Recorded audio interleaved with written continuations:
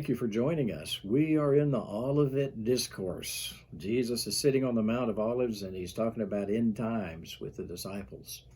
And the first thing he said was, hey, when all of this kicks in, there are going to be a bunch of people claiming that they're the Christ, and they're going to deceive many people. So he's saying whoever the tribulation people are that are left over, people that get saved during that time, need to watch out. And then he says, you'll be hearing of wars, rumors of wars. See that you aren't frightened. Those things must take place, but the end isn't yet. Nation will rise against nation, kingdom against kingdom. In various places there'll be famines and earthquakes. All these things are merely the beginning of birth pangs. And of course, after the birth pangs come the baby. But the birth pangs are 7 years long, and they get really, really bad in the last 3.5. But notice he says wars and rumors of wars. Here's how the book of Revelation, of course, this is according to my opinion, but it's based upon a whole lot of study. But anyway, you have the introduction, Revelation chapter 1, and then you have the letters to the 7 churches, chapters 2 and 3. And then chapters 4 and 5, you have the celebration in heaven after the rapture of the church. Then in chapter 6, that's when the tribulation starts. And there is a deed, a title deed that have 7 seals on it.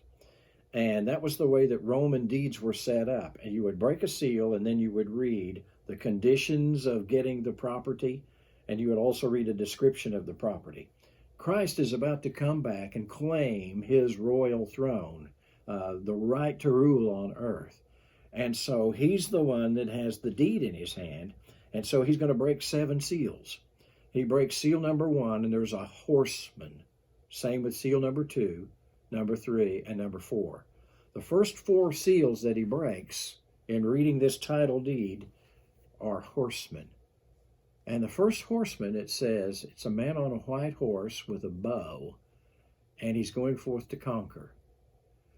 3 guesses as to who that is, and the first 2 don't count. It's Antichrist. He's starting to come into power. He's using intrigue and things like that, but he's starting to come into power and conquer. Then you get a red horse. That's the next one. That's war. The war set up that says in Daniel that Antichrist is over a 10-nation federation, and that there's a king of the south and a king of the north, and the king of the south would be Antichrist.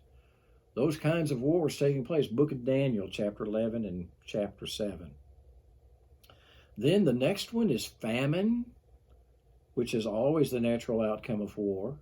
And then the last horseman, just massive death.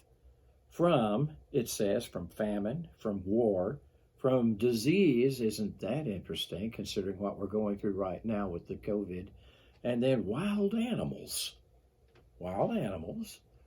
You know, a lot of ranchers can tell you about wild animals. They're called feral hogs. And they are an incredible nuisance, and they're reproducing faster than they can be killed off. And you know what?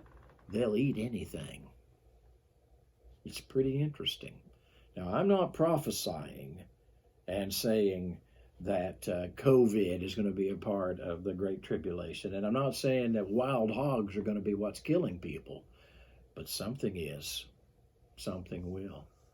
And so the important thing for you and me is to be in that celebration in chapter 4 and 5 in heaven, and miss out on that great tribulation in chapter 6, where the seals get broken and the horsemen get worse and worse and worse. May the Lord bless you. If you're not a Christian, may the Lord impress you of your need to come to Jesus.